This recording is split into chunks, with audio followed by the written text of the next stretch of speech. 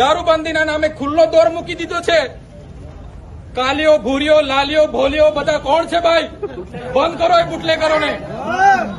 10 પેટીનું permission 5 lakh રૂપિયા આપી દો, 20 પેટીનું પરમિશન મહિનાના 10 લાખ રૂપિયા ભરણ આપો। શું ચાલે છે?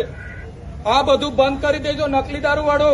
અને એક દિવસે યાદ રાખજો, બંધ નહીં કરશો જનતા રેડ થશે અને તે દિવસે અમે કોઈ કાયદો વ્યવસ્થા જાળવવા ઉભા નહીં રહીશું।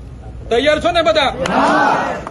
અહીંયા આંકડા જુગાર, અમે અહીંયા સાયકલો પકડી, અહીંના પીઆઈ આવ્યા, એમને કીધું આ સાયકલો બાળકીઓની છે, સરસ્વતી સાધના યોજનાની, બધી વેચી મારી। નિહાળવાળાએ શું કાર્યવાહી કરી? કઈ નહીં। અહીંયા કેવડિયામાં પેલા યુવાનો માટે આપણે પરમિશન માંગ્યું તો પરમિશન નહીં આપ્યું। શું ભાઈ આદિવાસીઓ નક્સલી છે? આપણે નક્સલી છે ભાઈ? સંવિધાનમાં અમારા અધિકારો છે। અમારી રજૂઆત જિલ્લા વડાને કરવા માટે અમે આવ્યા છે। અમે કોઈનું ખોટું નથી કર્યું, એટલે આવી રીતના બીજી વાર અમારી સાથે હેરાનગતિ નહીં થવી જોઈએ। અમે બધાને સહકાર આપવા તૈયાર છે, પણ જયારે અમારી સાથે આવી રીતના ઘર્ષણ થશે તો અમારા પૂર્વજો પણ નથી ઝૂક્યા અને અમે બી તમારા સીન સપાટા લાઠીચાર્જથી ડરવાના નથી। અમે બી લડી લેવાના મૂડમાં છે। તૈયાર છો ને બધા? કાર્યક્રમ અહીંયા આપણે પૂર્ણ કરીએ છીએ। બધા જ સાથી મિત્રો જે પણ જ્યાંથી પણ આવ્યા છે, તમારા પ્રશ્નોની રજૂઆત અમે કરી દીધી છે। 5 દિવસની અંદર નિરાકરણ નહીં આવશે તો આજે ભલે આપણે તમે 1000 જણ છો, તે દિવસે 10-10 જણને લઈને આવજો, 10,000 ભેગા થઈશું અને ન્યાય માગીશું। તૈયાર છો ને? એટલે આજે કાર્યક્રમ પૂર્ણ થાય છે। બધા પોતપોતાની રીતે રજૂઆતો હતી કે નર્મદા જિલ્લાના તમામ તાલુકાઓમાં ટીડીઓની સૂચનાથી જે કર્મચારીઓ બીજેપી સભ્ય ઝુંબેશ જે ચલાવી રહ્યા છે એને અટકાવો।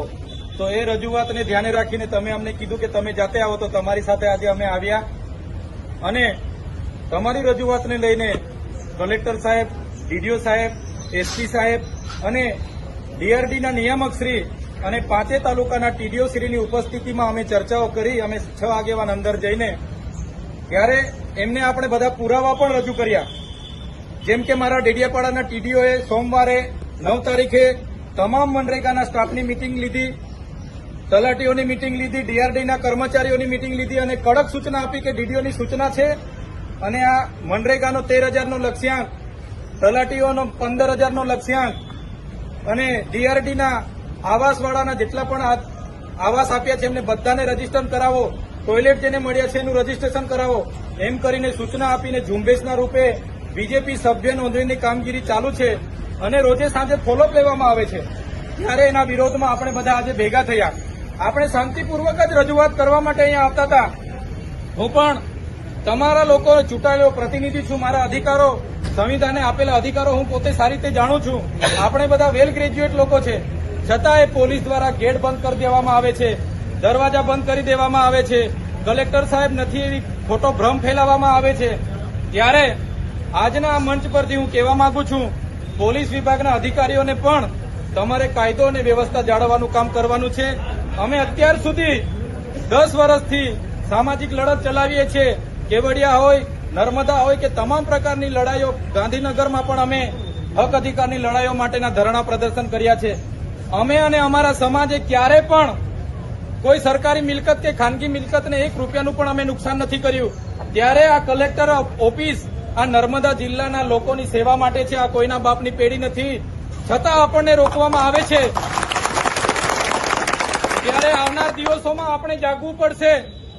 એ હું મારા જેવા ધારાસભ્ય હોય કે તલાટીથી લઈને કલેક્ટર સુધીના અધિકારીઓ હોય, બધાનો પગાર પ્રજાના પરસેવાના ટેક્સમાંથી આવે છે। એટલે અમે બધા નોકર છે,